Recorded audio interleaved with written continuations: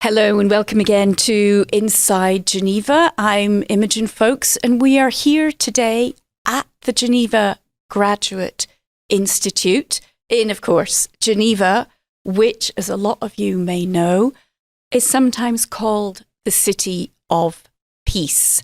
And that is going to be our topic today. Perhaps over-optimistic. I can hear many of you thinking that already.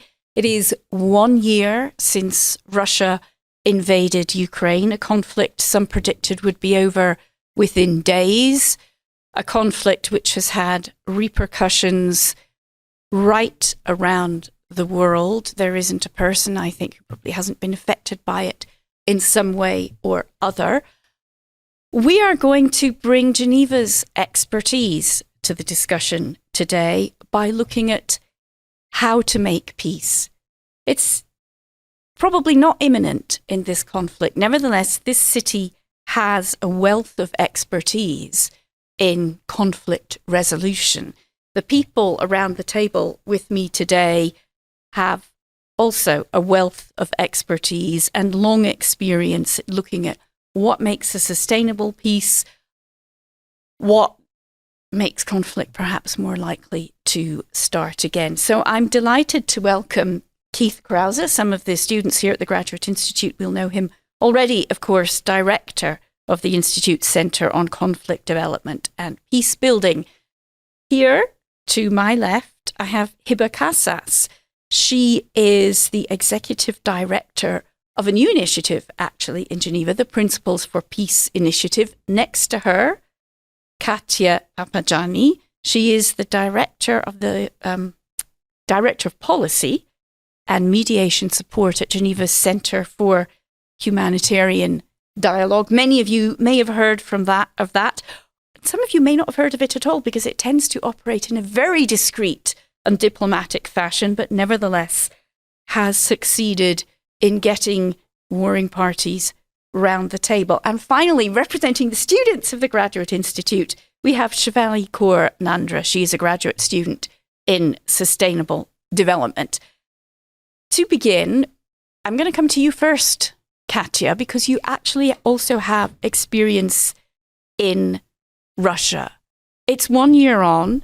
We've heard some saber rattling yesterday again from Vladimir Putin, saying he's not interested in the nuclear arms control. He seems to be abandoning that.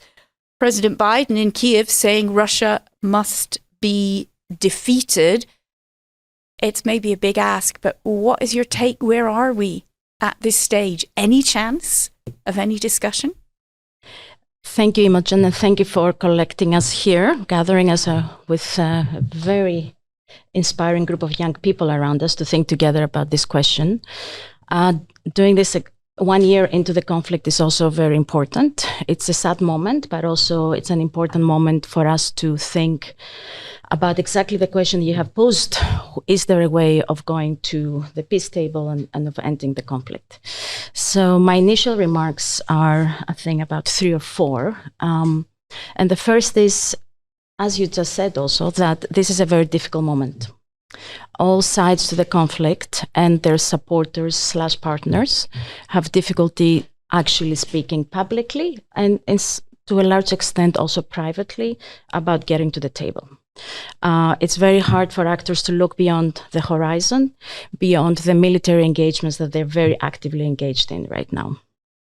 So a difficult moment for taking bold initiatives on the peace front. The second point I would make is that the difficulty with this particular conflict is also that we have unclear war aims by possibly both sides. This is not necessarily specific to this conflict, but in other conflicts, at least the parties declare what their aims are, while in the case of Russia, it's very hard to decipher exactly what their goal is in this conflict, apart from the general statements of denazification and eliminating the threats that Russia supposedly is facing. On the Ukraine side, of course, the war aim is return to the 1991 borders. There is public support for the Ukrainian goals, but everyone publicly acknowledges that there will probably need to be a different formula than that. And so that's the second issue that makes talking about peace right now concretely difficult.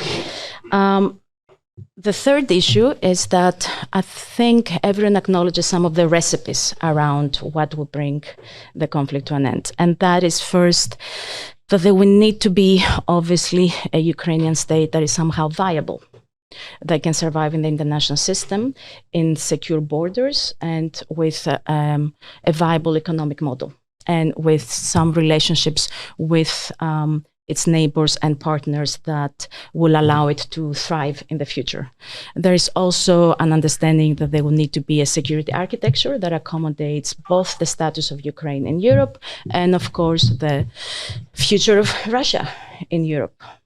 And so one can see that as a positive, that privately and publicly, people acknowledge that that will need to be those two issues of viability of the Ukrainian state and security guarantees. They will need to be part of the answer. And the fourth, on the positive side, is that regardless the intensity of the conflict, like in every other conflict, there is always talks. People are always engaging, often privately. And in the case of Ukraine, of course, we have had some engagement that has also been public. We had the grain agreement in July that, of course, didn't resolve the conflict, but it was an example of the parties being able to work together and their partners to be able to work together to get something done. That's important for both sides, but also for the global south and the global economy. And in addition to that, there are other issues that people are talking about right now. They're talking about the safety of Zaporizhia. They're talking about the exchange of prisoners. They're talking about access to humanitarian aid, etc. So in my effort to not give a bleak picture of where we are, I would say it's a difficult moment to speak about comprehensive solutions. There is a sense of what a comprehensive solution might include. And in the meantime, there's a lot of activity trying to engage on other issues that might make the life of civilians better and mitigate the consequences of this conflict. Thanks very much. Keith, let me bring you in because Katia, actually, I mean, you're far less bleak than I expected. You actually managed to find some positives. Do you share them? I mean, I heard a Russian analyst, former Russian politician, now in exile, suggesting after listening to Putin's speech yesterday that he doesn't actually have an answer and he would privately want some negotiations. Is there any truth in that? So I think I'm probably a little more pessimistic than Katia. And the first thing we need to keep in mind is that the war did not start 1 year ago. It started long before that in 2014 when Crimea was invaded, and then the eastern regions of the Ukraine. So we already have a long experience of diplomacy around trying to resolve this conflict before it reached its more intense phase. And there are reasons why those efforts failed. And there are reasons why, therefore, the Russians took the action and President Putin took the action that he did. So I think that we need to already see, when you have a backdrop of 8 or 9 years of a simmering, not in fact frozen conflict, because there was always confrontations and deaths, that this is a hot phase, but we have to project ourselves into a medium, if not long-term, future.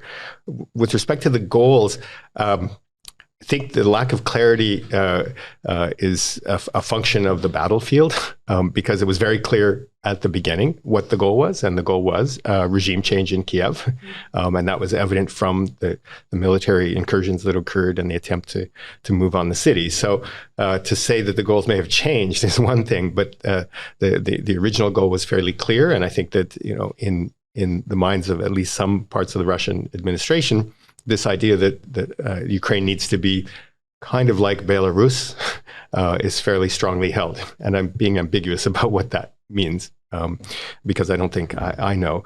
And with respect to talks, I think, and this is something that I think Hiba will address, the kinds of issues that are on the table that are being discussed are not ones that necessarily build to a longer term sustainable peace. They are important, though. I mean, you need a deal on prisoners, you need a deal on grain, you need a deal on access, you need whatever you can get. But we shouldn't think that there's necessarily a cumulative dynamic that moves that forward very easily. And the people who are talking aren't always the ones who have influence. And that's very hard to discern on all sides at this point.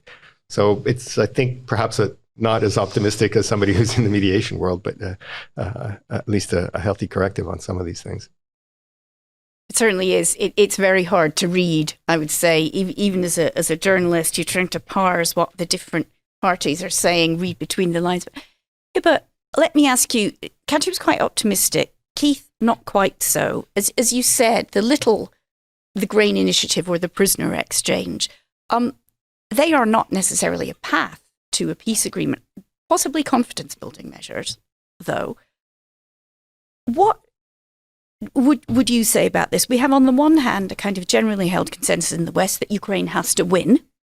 We also had President Macron saying, yes, Russia has to be defeated, but not crushed. Well, where do I start? I think I'm going to share some of the pessimism of Keith and some of the hope of Katia in this. But I think it's very important for me to start by saying what's happening in Ukraine is not only about Ukraine. This this conflict and this horrific war has been sending shockwaves on energy prices, on food prices, and where we see the impact quite significant is in many countries around the world that have been torn with conflict.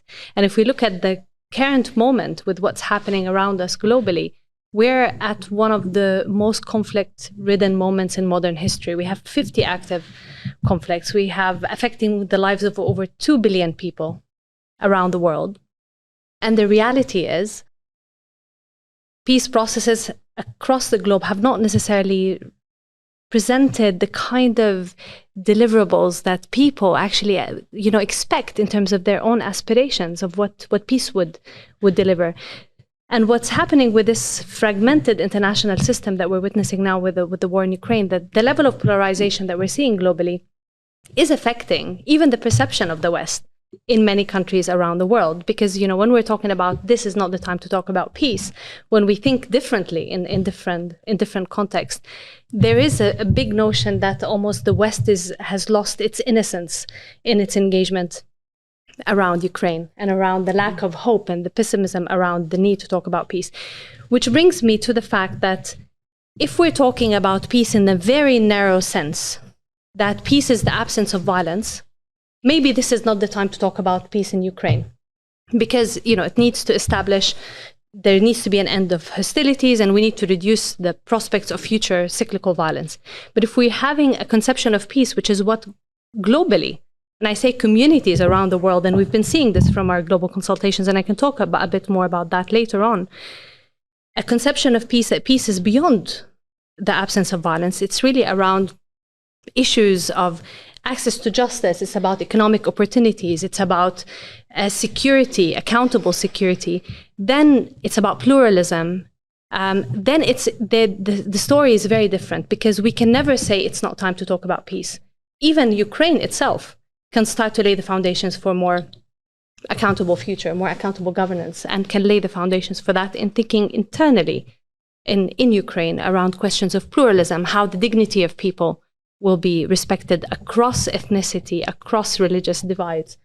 So I don't think the point of saying that it's not time to talk about peace in Ukraine is the right message. I think there's a lot of pessimism around peace right now, and we have to fight cynicism around it. It's always time to talk about peace, and there are always things that can happen that ensure that communities have a big chance of seeing their rights protected, accountable governance in their country. And Ukraine has some entry points to think about that internally as it prepares for the day after. Shefali, let me bring, or Shev, you want to be called Shev, bring you in there, because you're the youngest, you're a student. I can't imagine, it's such a long time since I was a student, what it must feel like. You're a student of sustainable development to wake up and find a really hot war. Okay, there was a conflict before then between Russia and Ukraine, but, a big hot war this time last year. And yet here we have Hiba suggesting that even though we might not be close to any kind of negotiations, it's certainly the right time to think about what a peace might look like, what a sustainable peace might look like. Yes, well, first of all, Imogen, thank you for having me here. I feel privileged to be sat with you all talking about this today. When we heard about the invasion for the first time last year, it was incredibly alarming because don't forget we're in an academic environment at the Institute here. So it's not like just hearing it on the news and then you feel slightly detached from it. You're surrounded by experts and professionals who have dedicated their lives to researching this and talking about it. So you're sat in a university where you're hearing a lot of conspiracy theories that really could turn out to be true. So it was incredibly intense. I think it still is. From what I've been reading in the news, it feels almost more intense a year on. Maybe that's because media discourse has created another flux, and that's a whole other conversation as to the sustainability of conflict through media. But in terms of sustainable peace, I totally agree with Hiba. I think what we need is, as you were suggesting, positive peace. And that is to look at the institutions, to look at the attitudes and the infrastructure where these challenges are actually stemming from. So we're talking about systemic change. That's what will lead to a sustainable peace. It's not just the absence of conflict moving forwards. It's looking at the issues that have caused conflict in the past to ensure that, or prevent to the best of our abilities, war and conflict and tension from happening again. I would consider myself an optimist, generally speaking. From what I've seen recently, it's difficult to look at the Russia and Ukraine war without thinking about all of the negative consequences that come with that. From a youth perspective, I think it really comes down to 3 points, which I'm sure we will talk about a bit more moving forwards. But sustainable peace needs to include the youth.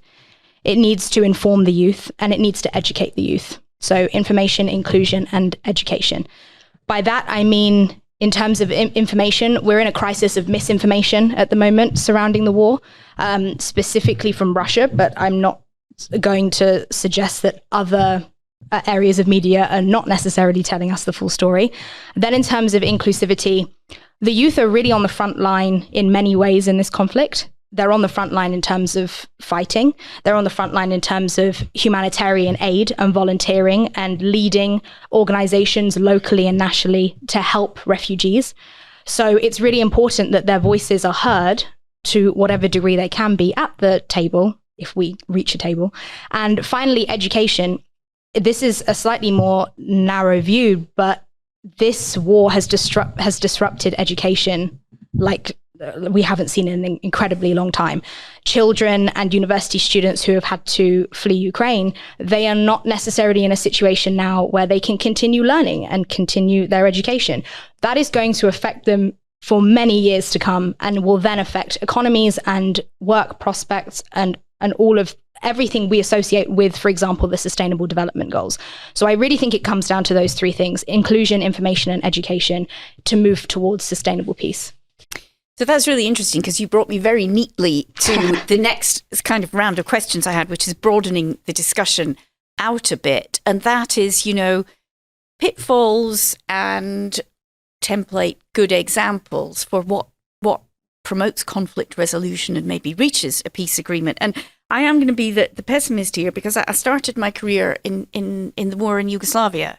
And I don't see that is necessarily a sustainable peace. It's not very comfortable. I've also been to the frozen conflict between Georgia and Russia, and I have reported on God knows how many Syria rounds which have not achieved anything. So, but I have with me all of these conflict negotiators. So, Katia and then Keith, give me an example of a peace agreement that is a success and why, and maybe one that failed and why. What are the warning signs?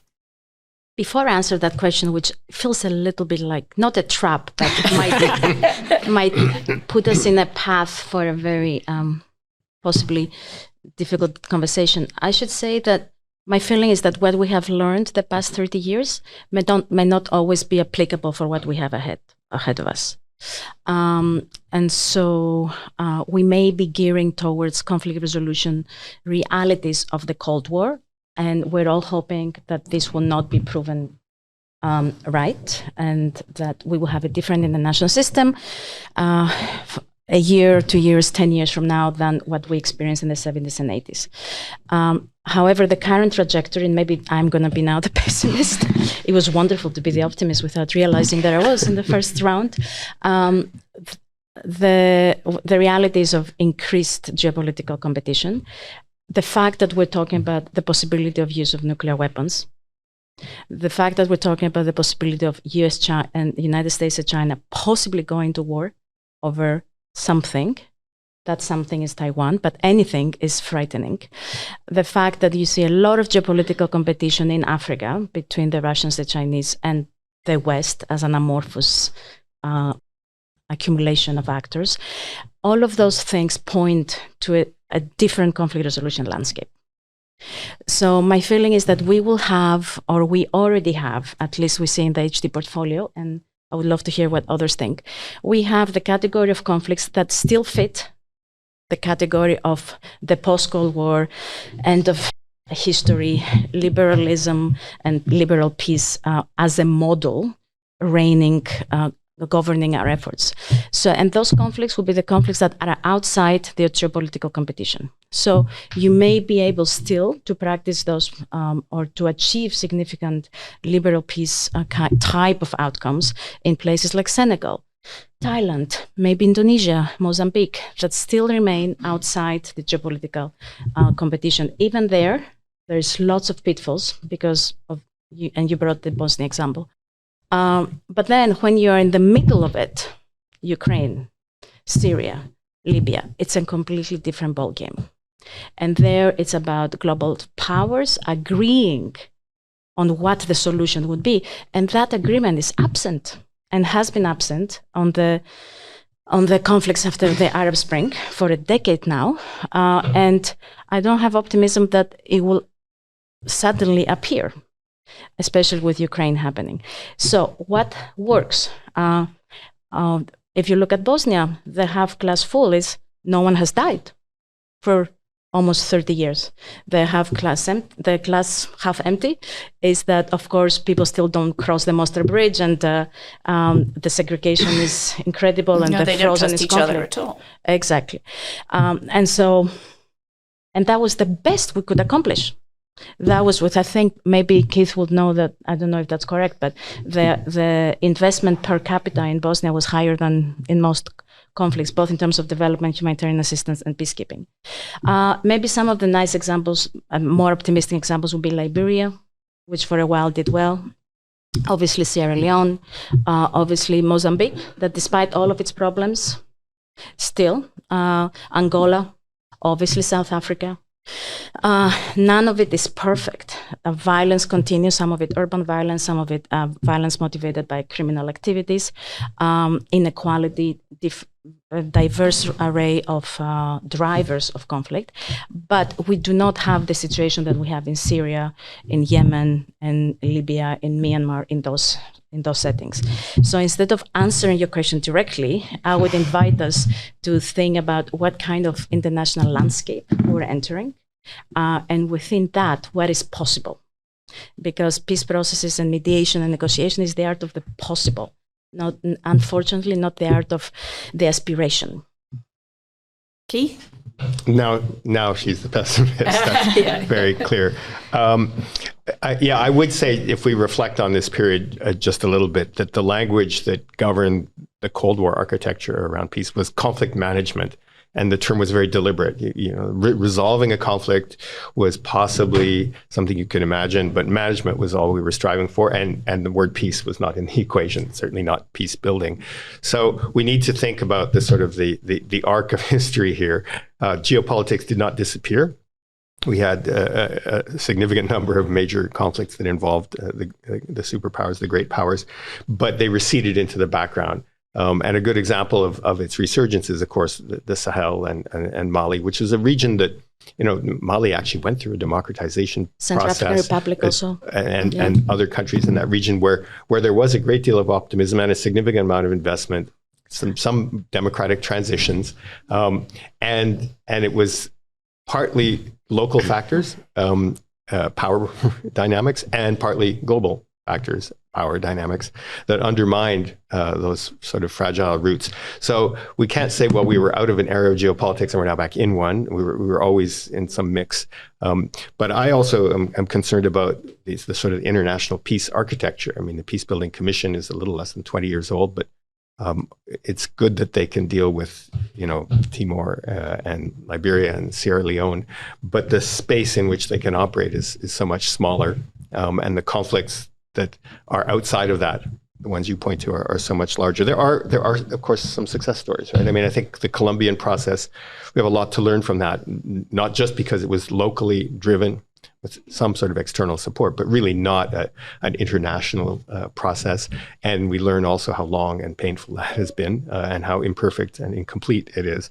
The Philippines, there are some agreements on local levels, although the governance structure of the state is a bit awkward.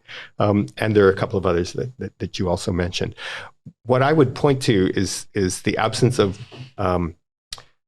the software side of peace building in many cases, which is around such things as reconciliation, which has been a hallmark of some particular processes, and Hiba knows these very well, that goes well beyond the nuts and bolts of mechanical agreements, and some peace agreements, territorial accords, security guarantees, which turned out not to be worth very much in the case of Ukraine, towards some genuine shift in the way in which groups regard each other, both internally and across borders. And that's actually, I think, one of your strong points. You framed it in terms of youth and inclusion and information and education, but it's also bigger than that. It's about like, how do groups relate to each other? And it's not just the Ukrainian refugees that are losing their educational opportunities, but when I see some of the videos about what's happening in Ukrainian schools, so Russian schools, in terms of training, let's call it propaganda, because I think that works. Certainly selling the war, right? Mobilizing for the war.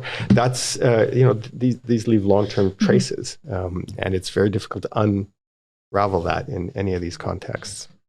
Well, Hiba, I want to bring you in because with the Principles for Peace, you've actually done a lot of research, surveyed people about what they think would make a good peace. I mean, what we're hearing around the table is that most peace agreements are very imperfect, and that indeed, you said peace is not just the absence of war, but you hold up Bosnia as well. Nobody's died in the last 30 years. So tell us a bit about your research, because I'm very interested in hearing, ordinary people who've lived through conflict, what their views are.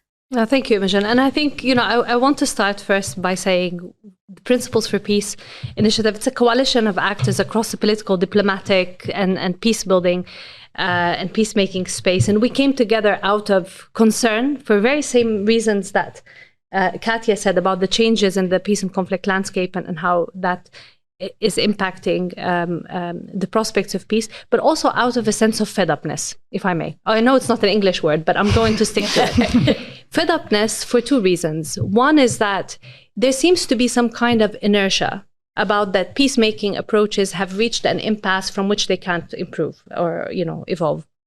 And that's a fundamental flaw, because if we actually think about the track record, our collective track record internationally, even in the past 30 years, we haven't been doing very well. Peace processes fail after 7 years, and we see conflict recurring 2 or 3 times.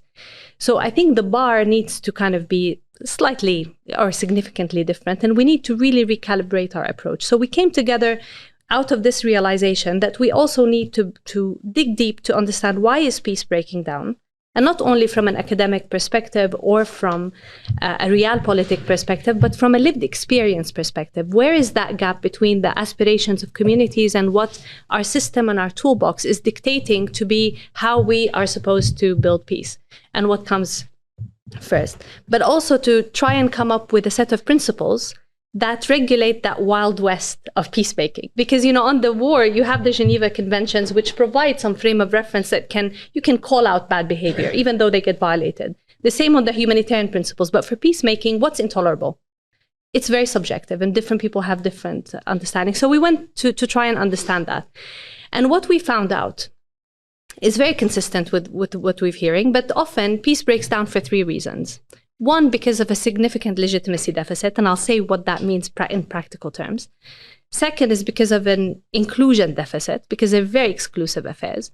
And the third, because they're predominantly focused on the quick fixes. Band-aids don't heal wounds. Band-aids can stop the bleeding for a certain period of time. You can understand, though, somebody like Staffan de Mistura was thinking, I need actually something to say. But do we have to think about this in terms of polarity, that it's either or, that we think that the quick fix would do it? And you've talked about Bosnia. And, we were in Bosnia earlier in a consultation with a cross-section of society. And yes, it's true. If you're looking at the success of the peace process in terms of that, the absence of violence, it's a very successful process. But many also assess it as have frozen the conflict, entrenched ethnic divisions, and locked the country without continuing that phase. So I think what's really important is to recognize that if we are to move towards more sustainable peace, we need to address the structural drivers of conflict. And often populations tell us their definition of peace is not always political peace. It's not always political transition. It's not always the elections as the first priority. It's important, but they also put very significant prime on the tangible benefits to communities. It's the economic, the social, the justice, the rights, the pluralism. It's to what degree their dignity is preserved and advanced, to what degree the process is also done and mediators are approaching peace processes with humility, that they're not dictating, that they're not architects of peace processes, they're midwives of peace processes. To what degree it's rooting these solutions in society and building on what works and what doesn't work. So to go back to Katia's point, she's absolutely right. The liberal peace model as a model is actually being confronted. And we need to be ready to say, how do we recalibrate how we think about peace, how we approach peace, and how we actually consolidate it. And that means that we have really to do things differently, with more focus on dignity, on solidarity, recognizing that we're very interconnected and we have joint vested interests, but actually really putting accountable security at the heart of our approach. Because if we think of Afghanistan, and it was really interesting doing a process of reflection about stabilization efforts in Afghanistan, because when we talk with our American colleagues, for example, they say we've invested for 20 years, so that's not a quick fix. But if you speak with the Afghans, they say no. The Americans were not there for 20 years. They were there for 6 months, 40 times. Because each time they had a very short perspective. And if you talk to the Malians, they say, whose stability are you talking about? Stability for whom? And to a certain degree, I think it's important to recognize that maybe we have not done all that we can. And doing the same thing again and again and expecting different results is the definition of insanity. So maybe we need to try something new and we need to recalibrate our approach and bring in this perspective, but not to throw the baby out with the bathwater, because also mediation efforts have been successful in bringing cessations of hostilities and bringing a very much needed de-escalation. But we need to think differently, that we're actually rooting these processes with other complementary, with longer term engagement that addresses what drives violence and what breaks peace, which is not often the political. And our focus is very heavy on the political process and on political settlements. So we need to shift. Shev, let me ask you, again, I don't keep pegging you into the younger generation, but, we're hearing a lot about why things fail. I mean, do you feel inspired with confidence with today's diplomats? I think it's very difficult to give up, because if we don't feel optimistic, where do we go? There is no hope. Not to sound dramatic, but if we don't maintain any sort of ounce of confidence or optimism, then we can't move forward. It's as simple as that. I totally agree with what my colleagues have said so far, and I think what Hiba was just talking about was the idea of a more holistic perspective on peace as well. As you were saying, that it's not necessarily always looked at in a political sense. I think that aspect of it can become quite daunting, quite disengaging, especially when younger generations, if we're talking from that perspective, are not as engaged with media, as engaged with the conflict. As soon as we politicize everything to the 10th degree, that becomes incredibly difficult to pull back and actually look at the individuals involved, to look at, as I'd said earlier, those children and those young adults who are forced into conscription when they don't necessarily know where they're even going to fight. You know, I'm talking about the Russians as well as the Ukrainians. In fact, we've seen it more with the Russians, where they are just dropped in Ukraine and told to kill. And whilst it is important to keep this war politicized, because that's exactly what it is, I do agree that if we're looking at a sustainable peace, we have to really dig deeper than that. And that's where I think the optimism can grow through the cracks in the rock, should I say, a bit like a rose, if you can imagine that. Because when we start to dig deeper and we look beyond the political, as Hiba was saying, we start to realize that there are a lot of aspects in Ukraine, in Russia, and globally, because as we know, it's had such a ripple effect on the world. There are many aspects that need attention, that need fixing, or at least need improving, whether it's economic, social, environmental. All of these things are interconnected. We're in too much of a globalized world for them not to be at this point in time. And so I do feel optimistic still, despite the pessimism that's been shared, because I don't think we have a choice. That's why. Keith, you wanted to come in there. So a couple of things. There is a concept that floats around in academia for many years called a hurting stalemate. It's a little fuzzy because you usually only identify it in retrospect when the two parties have decided that enough is enough. And that's a fairly simple version of it. And we're clearly not at this hurting stalemate in any means. I think I'm very uncomfortable with the word compromise for two reasons. First off, the agency of the victims and the agency of the aggressors are not the same. And we need to be very careful about that. And secondly, because I use the word agency deliberately, because everything we know from peace processes is it has to be the local actors, and I don't just mean the political elites, who accept and support and buy into and embrace any kind of settlement. So we can have a discussion about drawing lines and possible configurations of territory, but at the end of the day, they have to be acceptable to the populations in one way or another, because otherwise they're the seeds of recurring conflict. And we can find ample cases of that historically. We can go back to the German capture of Alsace-Lorraine in 1870 and the birth of modern nationalism that comes out of that in many cases. So that's one. Number two,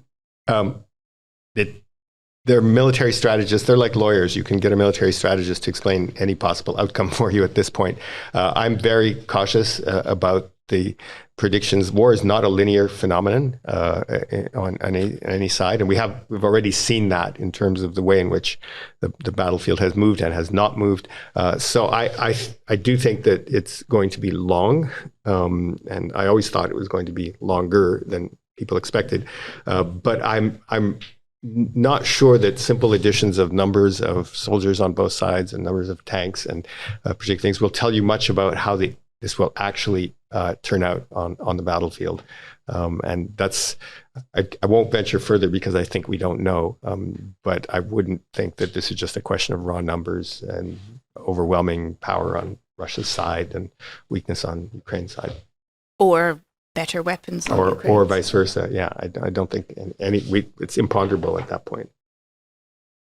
Anybody else want to, this was one of my closing questions. We're not quite at closing yet, but Hiba, do you have any predictions where this might go? You know, I'm not going to predict, because I think I'll be very, very pessimistic, especially as as someone who grew up in a conflict situation and under occupation, 70 years of occupation or so in my country. But I think what I want to say is, and it relates to something that the colleague just spoke about reconciliation. As someone who grew up in conflict, my concern is not only about the battlefield, but about all the insidious impacts that come after the guns have silenced. Because sometimes, military operations continue until there's a conclusion to the conflict, which might be the situation. Also, we don't need to dance around this. That sometimes the solution is not always at the very moment of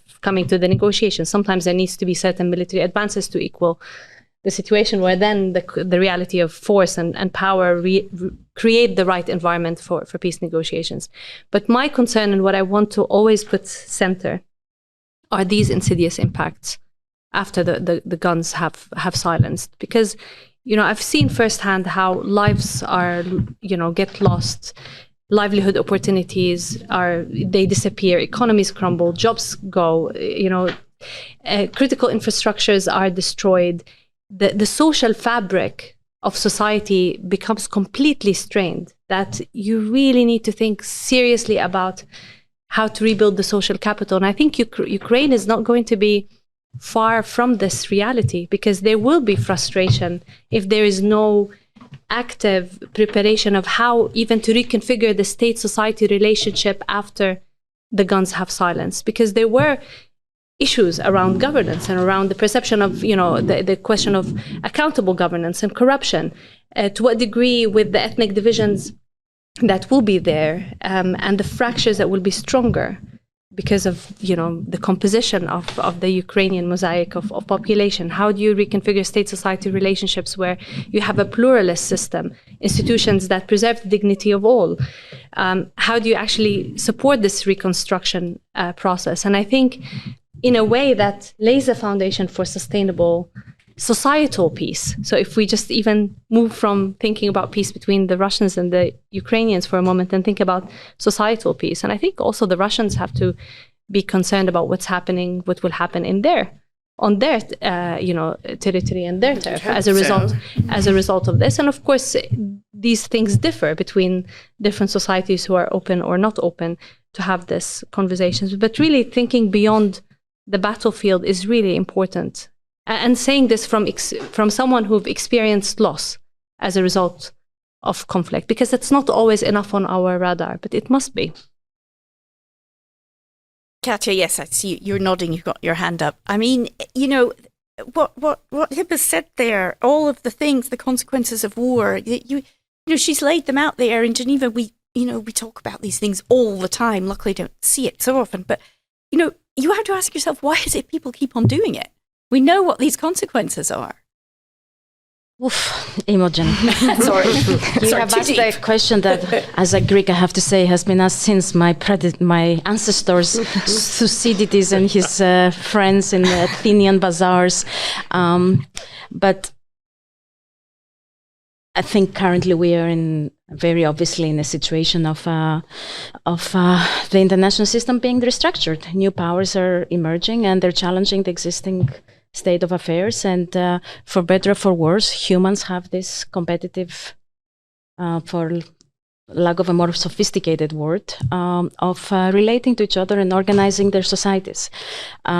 So related, I think, to your question about how do we actually get to the table and how do we actually get to the situation of having a meaningful conversation about peace? I think the first condition is a nurturing international climate. And right now we don't have that. And so you cannot imagine, I don't know of any situation where a peace process has thrived in a hostile international climate or regional climate. This is just the most minimal condition. And then only if you have that, you don't have actors spoiling your peace efforts. You don't have actors actively funding military engagements and funding all the activities that spoil peace efforts. Only then, of course, you can actually aspire for something better, right? It doesn't mean that when these activities are happening, you do not, as a peace builder, engage. Of course, you continue engaging. But you know that what you're actually doing is, as Keith said, I think at the beginning of our conversation, you're engaging in activities that most likely will not have a cumulative impact. You're having an impact in the short term, you're helping people in the short term, you may manage to bring humanitarian assistance in the short term, alleviate the suffering in the short term. But without the structural conditions, your activity in most of the situations doesn't have cumulative impact. Related, I hope, and sorry I'm speaking so long, I think the war in Ukraine will have an impact on even more than what we experience today, on what is the we. We constantly keep using we. There is no we. There is no we. If you think about, I think Keith will know more the statistics, but who are the biggest actors and investors now in Africa? And do they belong in what we call we? And so what power does the way we interpret, have on the ground, realistically? And what are our realistic ambitions so that we can actually achieve something concrete for the people we're working with? Instead of possibly giving false hopes and raising expectations where they're not. And you may have experienced that in the Georgia case, where expectations were raised and they were not fulfilled in the 2000s. Yes, right? Expectations were certainly raised. So there is players. The conflict in Ukraine will force us to think very, very, very seriously about what is we, what is the strategy that we have to collectively agree on that is realistic and has an impact on the ground for whatever the definition is of the we. And we actually have to, because I think we are like-minded among ourselves, we will need to proselytize others, to come to our camp, to say that the vision that Hiba is discussing with us today is worth pursuing. We cannot assume that they agree with it anymore, unfortunately. I'm not saying it will be easy, but yeah. That's a question for you, Chef, because I think that's really interesting what you said, that we need to get this message of, like, peace is a good thing. But some of the leaders also in Western democracies are not really, they may be signed up to it, but they're not saying it. They're not leading. Does that concern you? It is concerning. And I think from what I've heard in our recent discussion here is that it's complex, right? Fundamentally, the whole issue is complex. And we're not in a time anymore, as Keith was saying, as Katia was saying, and Hiba, where we have to be very careful with Cold War rhetorics. First of all, we use Cold War rhetoric a lot and have been using it a lot. But at the end of the day, we're not in an international political arena where Cold War tactics are at play in their entirety. We see this, nuclear threat, mutually assured destruction. These terms are lingering, but the geopolitical field is way more complex now. I mean, Keith was saying that we've never moved out of geopolitics, but it is fundamentally different now than it was, ever before. You can't even compare it to the Cold War anymore. And we can't even look at the Bosnian War, the Dayton Agreement, for example. They used the lock-up and step-by-step method to come to that agreement. Again, it's not that simple anymore because no one wants to come to the table to talk. And who knows what it was, deep inside that caused those actors to actually say, okay, let's sit at the table and talk. But we're hearing clashing opinions from Western leaders, as you just mentioned as well. And that's, I think, what's concerning, because how do we navigate this minefield, pardon the pun, when we're not necessarily on the same page? We have Ukraine and allies, and again, what is this concept of we? We're not really sure. I think it's changing, but we have, Rishi Sunak, British Prime Minister, saying it's time to double down.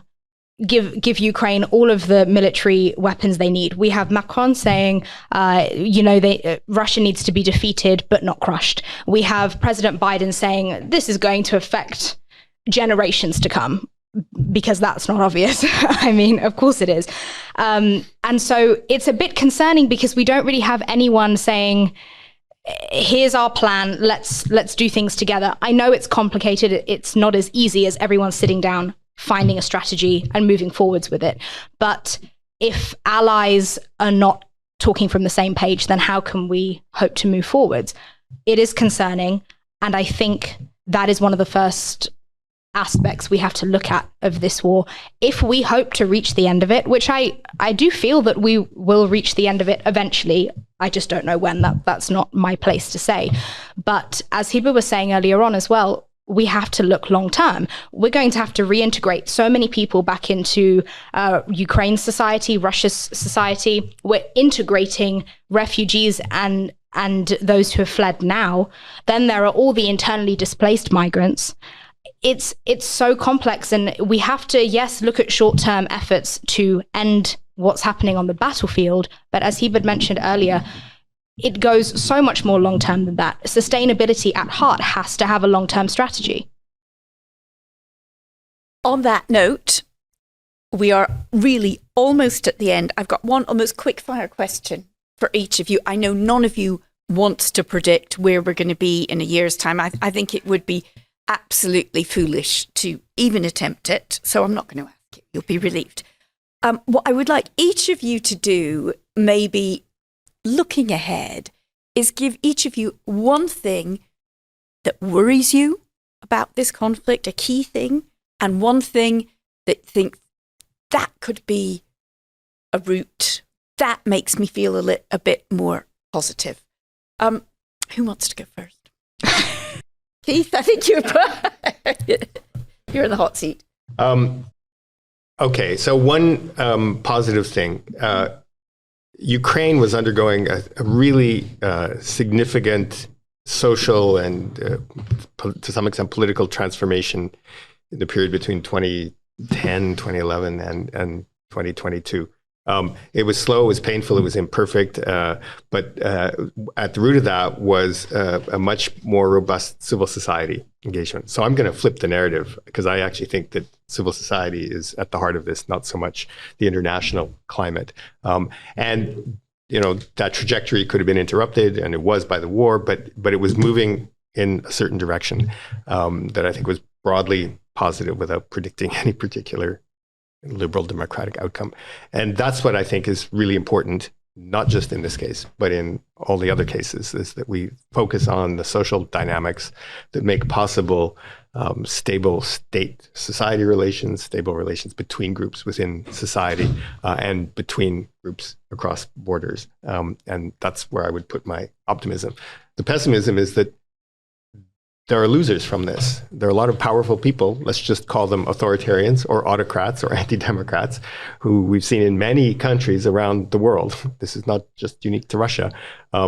And they have their hands on the levers of power. Sometimes, like in Brazil, it gets slightly rolled back. Other times, such as in India, we're on a rather descendant phase. But we need to fight that struggle on those fronts as well, prior to there being like a large-scale outbreak of internal or interstate war. Katia? Quick. Positive and worrying? My worst fear is that we are going to go back to walls being what's the word? Erected, thank you. Erected in Europe. Another Iron Curtain. Yeah. And somehow my instinct tells me we're not going to get there, but that's my biggest fear, because I grew up with that. And my hope, I think, is similar to Keith. You see an incredibly vibrant civil society in Ukraine, inside the country, outside the country. So this has to be an asset for the future of the country. Hiba. Well, I think one of my concerns or worries is the level of polarization we have at the international system. And I think this cannot continue to be a case of showing a confrontation between democracies and autocracies, because then we're kind of alienating 2/3 of the world, which is a problem because of, percentages of flawed democracies and autocracies around the world. So I think that showdown between these cannot be the narrative. But what I'm hopeful about is that in the response also to the Ukraine crisis, there has been also common values that actually transcended, this fragmentation of the international system. And I think the Europeans came together very, very closely to stand in the corner of Ukraine. And what I hope is that there would be an opportunity out of the recognition of what came out from this and what's happening in this war, that we can have a global dialogue to reunite around common values, because the world is not going to be the same after this war. And I think we will have a lot more fragmentation and division. So we have to work, and we have to fight cynicism around peace. We have to, because if we don't, then actually we owe it to the 2 billion people around the world whose lives are shaped by conflict. So we have to keep at it and fight cynicism. Shefali, last words. I would say many concerns, but one of my main ones is that this paradoxical rhetoric we have between peace talks and nuclear warfare now, because it's incredibly extreme. And that rhetoric is not allowing us to see how we will build back globally when this does finally end. I say when, to remain optimistic rather than saying if. And my positive point to take away, just so that we end on a positive, I think the local and individual support we've seen around Europe and the world for Ukraine, and also Ukraine's resilience and perseverance. I think Zelensky's leadership is incredibly inspiring. And the fact that he has really got involved like I have not seen before, to be honest. And I think that perseverance will keep them going for at least the short term. As you said, we can't predict what will happen, but I think that resilience will hopefully mark itself in history as something to look back on in times of hardship. Well, that is a positive note to end on. We all need good examples to look back on, shining examples from history. That brings us to the end of this edition of Inside Geneva. Thanks, Keith, Shefali, Katia, and Hiba, to the Graduate Institute in Geneva for hosting us, to all of our audience who've been so incredibly quiet, even though this is an open and interactive space. Keith, just, you said slow, painful, imperfect. I guess that's our world. That is a process towards peace. But let's hope that this time next year we are discussing things in a bit more of a hopeful way. Thank you all very much.